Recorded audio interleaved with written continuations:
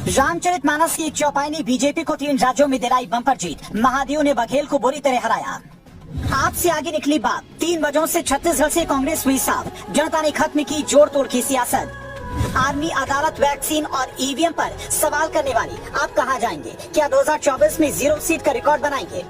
मध्य प्रदेश, राजस्थान और छत्तीसगढ़ में बीजेपी को बम्पर बहुमत मिला, जिसके बाद हर कोई ये कह रहा है कि ये मोदी का करिश्मा है, नड्डा शाह की सफल रणनीति है और योगी के हिंदुत्व का करारा कमाल है। लेकिन इस जीत की असल कहानी रणनीति के अलावा रामचरितमानस की एक चौपाई में छिपी है। जब रावण के सामने मेघनाथ ने हनुमान जी को बंदी बनाकर पेश किया, तब हनुमान जी ने कहा था, सुन 10 कंठ कहूँ पन रोपी, विमुख राम त्राता नहीं कोपी, शंकर सहस विष्णु अजितो ही, सकहि न राखि राम कर द्रोही। अर्थात, हे रावण सुनो, मैं प्रतिज्ञा करके कहता हूँ कि राम विमुख की रक्षा करने वाला कोई भी नहीं है। हजारों शंकर, विष्णु और ब्रह्मा भी श्री राम जी के साथ द्रोह करने वाले तुमको नहीं बचा सकते।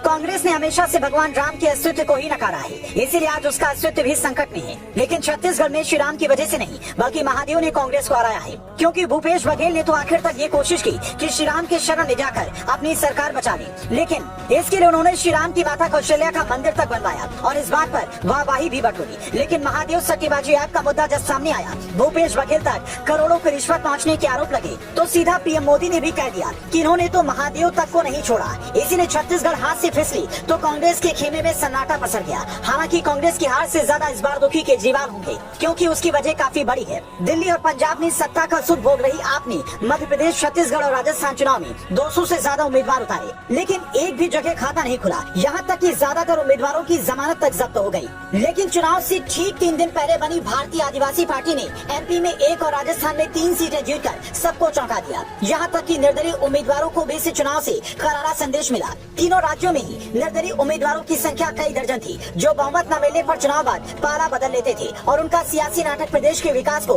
प्रभावित करता था। ऐसे में 3 राज्यों की जनता ने इस बार बीजेपी को बम्पर बहुमत देकर ये बता दिया कि हमें सियासी ड्रामेबाजी नहीं, स्थायी विकास चाहिए। जैसे केंद्र में मोदी है, वैसे ही राज्य में हमें 5 साल के लिए एक ही मुख्यमंत्री चाहिए, जो योजनाएं बनाए उसे जनता तक पहुँचाए और हमारा दुख दर्द समझे। इसीलिए जब आप चुनावी नतीजों पर गौर करेंगे तो पता चलेगा कि हर राज्य की जनता ने बम्पर बहुमत को दिमाग में रखकर वोट किया। मध्य प्रदेश की 230 में से 166 सीट बीजेपी को मिली, जबकि कांग्रेस को सिर्फ 63 सीटों से संतोष करना पड़ा। छत्तीसगढ़ में बीजेपी को 90 में से 56 सीटें मिली, जबकि कांग्रेस सिर्फ 34 सीटें ही जीत पाई। राजस्थान में 199 में से 115 सीटें जीतकर बीजेपी ने गहलोत का जादू फेल कर दिया। कांग्रेस को 69 सीटें मिली। हालांकि इन 3 राज्यों में हार के बावजूद कांग्रेस के लिए एक बड़ी खुशखबरी तेलंगाना से है, जहां उसने केसीआर की पार्टी को सिर्फ 40 सीटों पर समेट दिया और खुद 63 सीटें जीतकर बहुमत के पार पहुंच गई। पर सवाल है कि जीत का जश्न कांग्रेस के कार्यकर्ता मनाए तो मनाए कैसे? 2 बड़े राज्य तो हाथ से निकल गए। देश की सेना से लेकर अदालत और वैक्सीन पर सवाल उठाने वाली कांग्रेस के नेता अब ईवीएम पर फिर से सवाल उठाने लगे हैं। हो सकता है कि 2024 का चुनाव ये लोग बैलेट पेपर से करवाने की मांग करने लगे, पर जनादेश को स्वीकारने की बजाय हर बार हार की वजह ईवीएम को बताना अपने मन को संतुष्टि देने से ज्यादा कुछ और नहीं दिखाई देता।